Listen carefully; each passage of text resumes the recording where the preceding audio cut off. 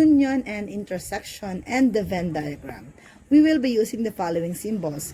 Symbol for union, for intersection, the bracket, and we have here the null set, and then the Venn diagram. So let's have these illustrations. First illustration is the A union B.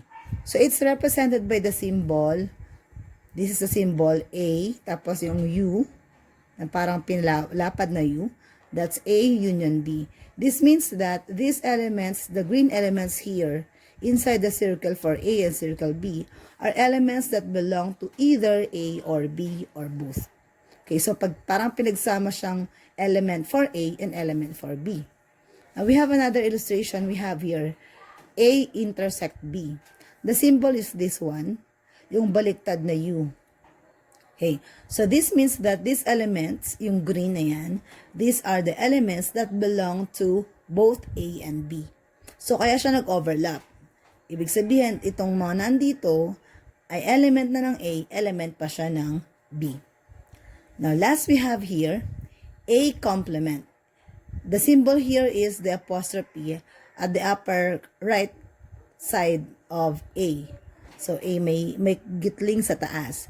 So A complement means these elements, itong mga green, these do not belong to A. Hindi sila kasama sa A. Yung A lang ang white, right? So itong mga green, yan yung A complement. Sila yung hindi kasama sa A. Let's have example for the union and intersection using the Venn diagram. Example number 1. There are 10 chips numbered from 1 to 10 in a bag. A chip is drawn at random from the bag. Let A be the event that the number is multiple of 3. B be the event that the number is a prime number. Find the following. So ito ang hanapin natin. But before that, kailangan natin ilista kung ano yung mga nandoon element ng ating set. So ang ating universal set is the set of numbers 1 to 10 kasi ito yung number ng mga chips na nasa loob ng bag. So we have here 1, 2, 3, 4, 5, 6, 7, 8, 9, and 10. So yan ang ating universal set in this case. Now, we have two subsets. We have set A and then set B. So ano ang element doon sa A? A are the numbers which are multiple of 3. Sa given natin, alin dito ang multiples of 3? We have here number 3, number 6, and number 9. So sa given ng universal set, ang multiple ng 3 dito ay yung 3, 6, and 9. Now next, for set B, these are event that are number that is a prime number. So prime number tayo, disregarding 1. So in here, ang mga prime numbers dyan ay 2, 3, 5, and 7. Ayan.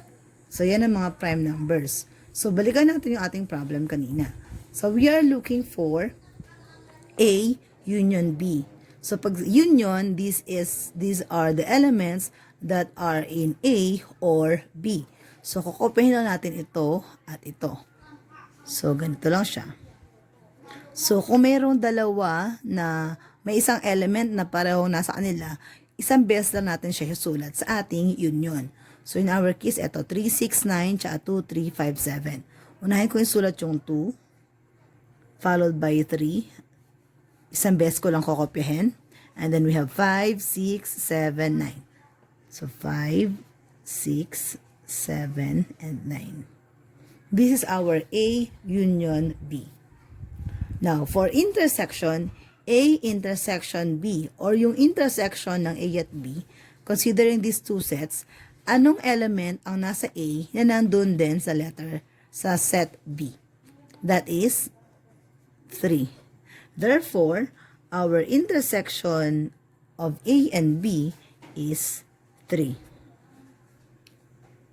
Now, moving on, we are looking for the A prime, yung mayroon tayong apostrophe, and then union B prime. Ibig sabihin nito, complement, right?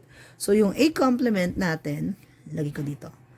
A complement are the elements which are not in set A. So, paano natin makuha yung element na wala doon sa set A? So, balikan natin si si universal set. Mas maganda kung i-cross out natin yung 3, 6, 9 kasi yan yung nasa A. So, lahat ng di natin na-cross out, yan na yung element ng A complement. So, open na lang natin. So, 1, 2, 4, 5. 1, 2, 4, 5, 7, 8, 10. 7, 8, and 10. Ayan. How about B? B complement. Siyempre, meron tayong 2, 3, 5, 7. This time, ang tatanggalin ko naman dito ay yung nasa B. So, this is 2. Bilugan ko na para matandaan ko siya. Yung 3, yung 5, at yung 7. So, yung mga binilugan ko, yun ay element ng B. So, yung walang bilog, yun ang B complement. So, let me copy. We have here 1, 4, 6, tapos 8, 9, 9, and yung 10. Check ko nga ulit. 1, 4, 6, 8, 9, 10. So, these are the B complement. So, ang hinahanap sa atin ay yung union ng A complement at ng B complement. So, i-rewrite ko lang din itong dalawang to. Dito, gagawin ko siyang isang subset. So, we have here 1, 2. Tapos, yung 4 isang beses ko nakokopyahin. And then, we have here 5, 6, then yung 7, 8, 9, 10. So, again, 1, 2, 4, 5, 6, 7, 8, 9, 10. So, ito ang ating magiging sagot. Now, let us create or draw the Venn diagram representing this problem. So, sa Venn diagram, meron tayong square na mag-enclose sa lahat ng elements sa ating universal set. Ayan. And then, since meron tayong dalawang subset, subset A and subset B, A and B, so meron tayong dalawang bilog. Considering na meron silang intersection, so yung dalawang circle natin ay mag-overlap. So, this is the circle A, and this is circle B. Okay, kung walang intersection, of course, hindi yan magkakadikit. Pero dahil may intersection, magkadikit sila. So, this is for set A and this is for set B. Now, which element is the intersection of A and B? That is 3. 3 yung common sa kanilang dalawa. And then, what are the other elements of A? Elements of A are 3, 6, 9. So, nandito na yung 3, kaya sulat ko na lang ay yung 6 at yung 9. And then, for elements of B, 2, 3, 5, 7. So, yung 3 nandun na, ko-open ko na lang ay yung 2, yung 5, at yung 7.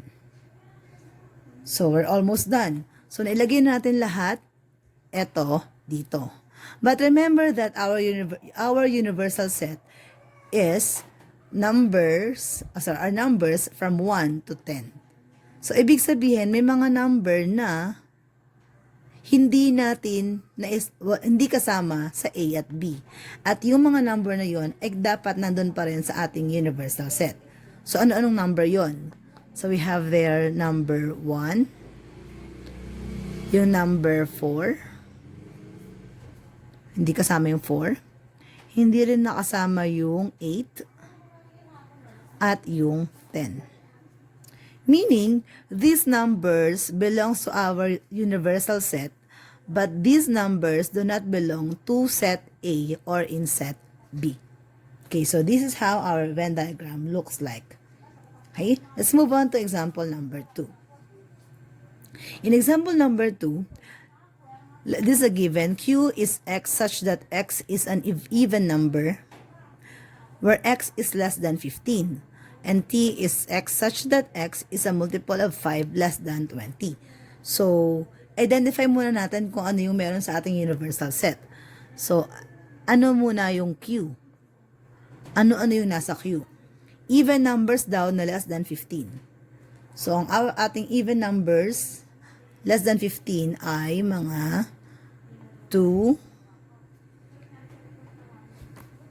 4, 6, 8, 10, 12, and 14. Yan. These are even numbers less than 15. Now, our T are multiples of 5, is multiple of 5 less than 20. So, ano-ano yon? Those are 5, 10, and 15. Hindi kasama ang 20 kasi ang 20, sorry, ang binigay sa atin ay less than 20. Kung meron dyan nakalagay na less than or equal to 20, dapat merong 20 dito. Pero wala nga, so hindi kasama ang 20. Okay, so moving on, ang hinahanap natin ay ang Q intersection with T. Meron bang element na nasa Q at nasa T? Yes, ito yon yung 10. So therefore, yung intersection ng Q at T ay 10. That's it. And then we have here union of Q and T or the Q union T. So pagkasamahin na natin itong dalawang ito na subset na meron tayo. Gawa tayo ng isa pang subset. So we have here 2, 4, 5, 6, 8. 2, 4, 5, 6, 8. And then we rewrite 10 only once. So we have 10, 12, 14, 15. 10, 12, 14, and 15. This is now the union of set Q and set T. Gagawa tayo ngayon ng Venn diagram. So again, meron tayong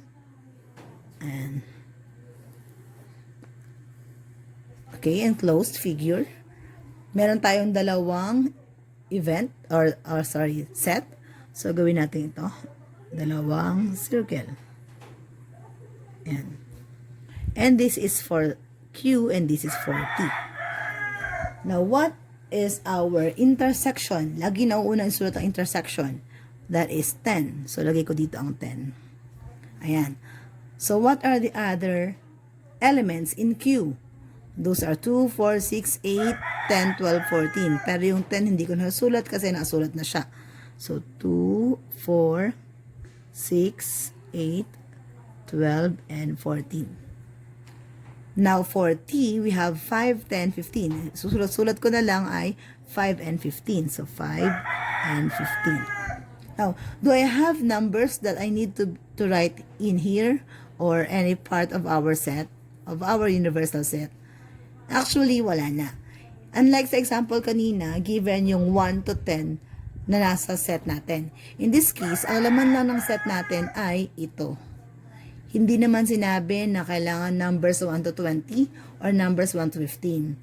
Ito lang ang given. So, ito na rin ang ating universal set. Wala lang nakalagay sa paligid niya. Okay? So, kasi ang magiging kalalabasan nito, our universal set is composed of the union of Q and T, which is 2, 4, 5, 6, 8, 10, 12, 14, and 15. Ito na rin ang ating universal set. Example number 3. If the number of the union of A and B is 40, the number of the intersection of A and B is 10, and the number of the elements of A is 15, find the number of elements of B. So, to solve this, gamit tayo ng Venn diagram. Para ma-practice na rin tayo sa Venn diagram. So, let's say this is the enclosed rectangle or figure for our Venn diagram. And since we have two sets here, we have set A and set B, na mayroong intersection 10. So, mag-overlap ang ating dalawang circle. This is for set A and this is for set B. It says here that the number of the intersection of set A and B is 10. So I can write 10 in here, since 10 is the number of intersection of A and B. Okay, let us not be confused. Doon sa ating unang examples kanina, inisa-isa natin yung element. But in this case, yung number na lang ng element ang nilalagay natin sa Venn diagram. So, ibig sabihin nito, may 10 elements na intersection ng A and B. Now, let us find the number of element B. But before that, let's label this. Let's say this part is X and this part is Y. Hanapin muna natin kung ano-ano, kung ilan ng elements na nandito at nandito. How to do that? Considering that the number of elements of A is 15, ayan. So, dapat itong kabuuan nito ay 15. Now, ano ang magiging number of elements dito sa part na to if you have here 10? That would be possible if you take this into consideration. Ang kabuuan niya ay 15. So, dapat X plus 10 is equals to 15. Then solve, X is equals to 15 minus 10, which is equals to 5. Ibig sabihin, this part in here is 5. There are 5 elements here sa side na to. Para pag inad ko, 5 plus 10, magiging 15 ang elements ng set A. Now, let's move on to this part. Ano tong Y? Okay. Consider that the union of A and B is 40. So, yung lahat daw ng sum daw nito, yung X, yung 10, at yung Y, dapat daw ay 40. So, that means, pag inad ko, meron tayong 5 plus 10 plus Y. Dapat daw ang sum niyan ay 40. Again, dahil ang union ng A at B ay 40. Now, solve tayo. This is 15 plus Y equals 40. And transpose that 15. Y is equals to 40 minus 15. And Y is equals to 25. Therefore, this is 25. Now, let's move on to our problem. Ang hinahanap natin ay number of element of B. So, number of element of B. So, syempre, ito yung element ng B, itong circle na to. Let's add 10 and 25. So, 10 plus 25. The answer is 35. Therefore, the number of the elements of set B is 35. That's it. Let's move on to example number 4. Okay. Now, here, hindi pala na-drawing yung Venn diagram. Ito siya. Ayan. The Venn diagram below shows the number of elements in set A and B. Ito yon. If the number of the union of A and B is 25, and the number of the intersection of A and B is 7, and the number of element of B is 10, find the value of X and Y, and the number of element of A.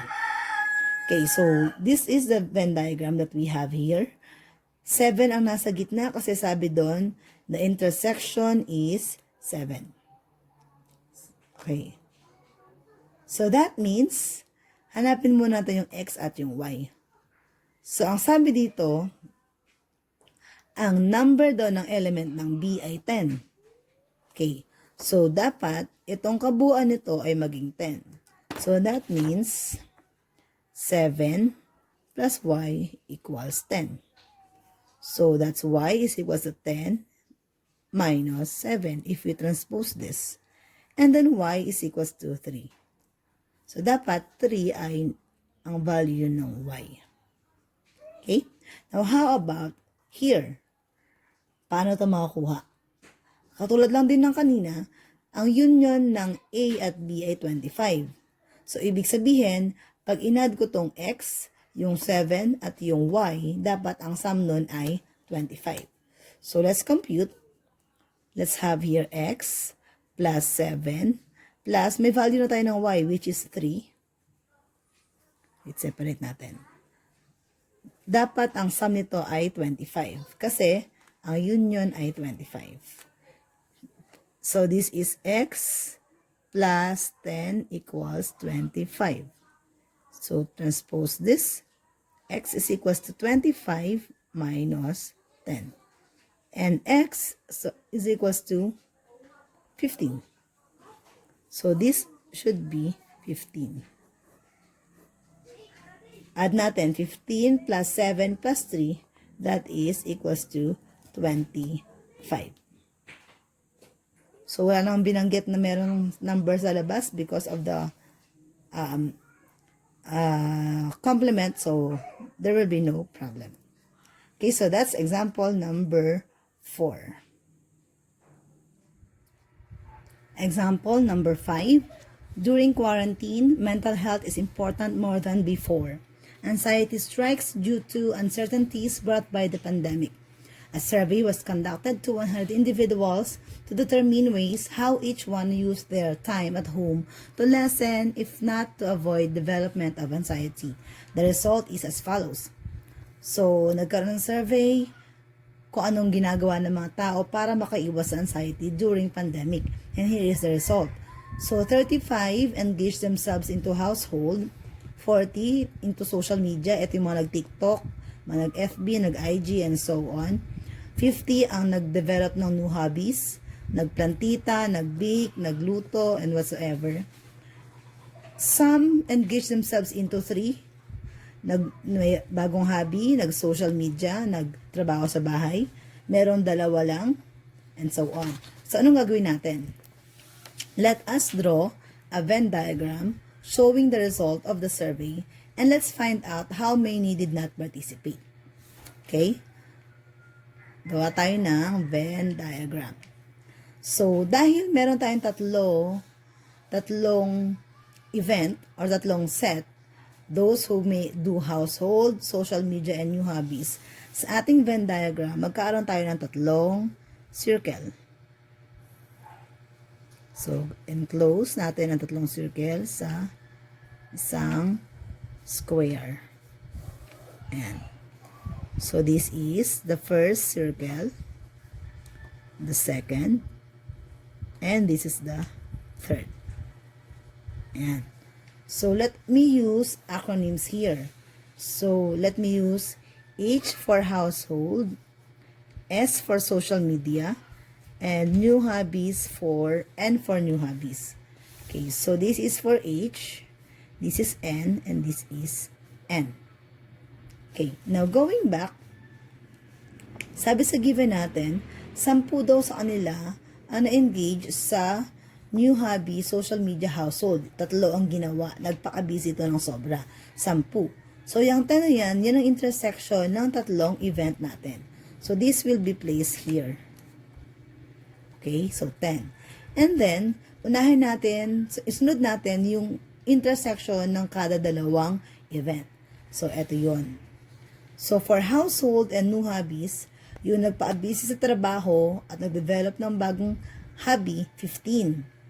So, dapat, etong household at new hobby, dapat 15. So, etong part na to, dapat siya maging 15. But since may 10 na dito, so we have to subtract 10 from 15, which is 5. Kaya 5 ang nandito. So, eto kasi, itong part na to, eto yung part ng mga nagpaka-busy sa household at sa new hobby. Now, moving on, household and social media. Yung mga nag-TikTok habang nagtatrabaho sa bahay. Okay? So, 18 yun. So, nasan siya? Household at social media. So, ito yung intersection nila. So, kung 18 dapat, so 18 minus 10, kasi may 10 na doon, which is 8. So, this is 8. Okay? Now, sabi din dito, new hobby and social media, 17. Ito yung nag-TikTok habang nagka-plantita or nagluluto. So, ito siya, social media and new hobby, which is 17 dapat. Minus natin yung 10 na nasa intersection, which is 7. So, 7 ang nandito. So, tapos na tayo dun sa inner. Palabas na tayo dito sa H, S, and N. So, paano yun masagutan? Ito yun. 35 ang nag-engage sa household. So, 35 dapat ang nakalagay dito sa buong circle ng H. Pero meron ng 8, 10, and 5 dyan. So, what we have to do is to subtract the sum of this, yun nasa loob lang ng H. Yun, yung 5, 10, tsaka yung 8. So, this will lead us to 35 minus 5 plus 10 plus 8 is 23. Okay, 35 minus 23, wait lang harap natin. 25 minus 23 is 12. So, this is 12. Okay, next. Social media ay 40. 40 social media. So, dapat itong circle na to, ang sum ng lahat na nandito ay 40. So, again, 40 minus yung sum ng mga nakalagay na doon sa S, which is 8, 10, and 7. 8 plus 10 plus 7. So, this is 8 plus 10 is 18 plus 7, that is 25. 40 minus 25. That is 15. So, that means itong 15, ilalagay ko dito. Next. New hobby, 50. 50 daw sa new hobbies. So, dito ko nalagay sa kabila. Dito na. 50 minus yung lahat na nandun sa circle ng N. 5 plus 10 plus 7. So, 50 minus 5 plus 10 is 15 plus 7, that is 22. 50 minus 22 is 28. So, this is 28. So, tapos na tayo sa Venn diagram, but wait, we're not yet done. Sabi sa ating given, a survey was conducted to 100 individuals. So, dapat 100 ang sum ng lahat na nasa Venn diagram. Tingnan natin kung 100. So, this is 12 plus 8 plus 5 plus 10 plus 15 plus 7 plus 28 equals 85. So, hindi umabot. So, ang nangyari, ang union ng H, ng S, at ng N ay 28. So, number of H, number of S, number of N is 28 only. Sorry, 85 only. 85 only. 85 na ba? Yes, 85. So, ang kabuuan dapat, ang universal natin dapat ay, number of universal set natin ay 100. So, ilan yung wala doon sa H, S, at N? So, that's 100 minus 85. The answer is 15. So, eto ang sagot. So, dapat may 15 na nakalagay dito.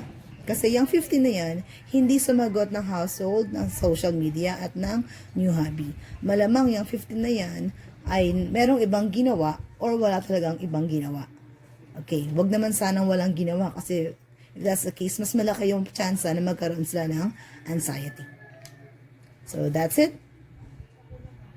Now, let's move on to example number 6.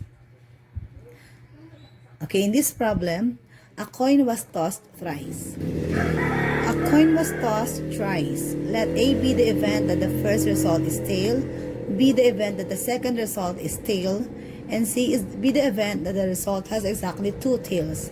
Let us list down all the positive results and find the elements of A, B, and C, and the elements of A complement intersection with C. So dun muna tayo sa possible results. So sa possible results, we have first toss, it could be a head or a tail, right? So with that, yung second toss, pwedeng head pa rin or tail. I am using a tree diagram here para mas madaling ma-visualize yung results. And for the third toss, pwede pa rin maging head or tail. Pwede pa rin maging head or tail. Same is true here, head or tail.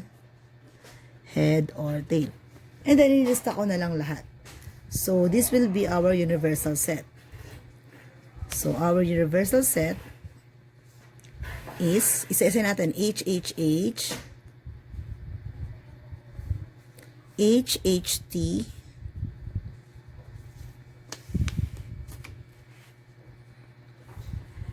H, T, H, H, T, T. Then, T, H, H.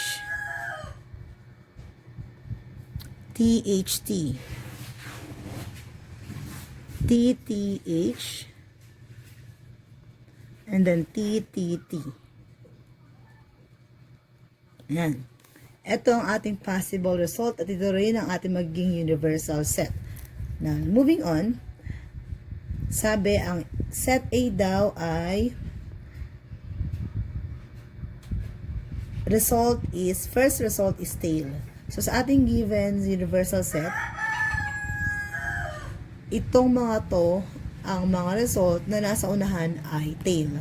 So, kopyahin natin yan for set A. So, these are the elements of A.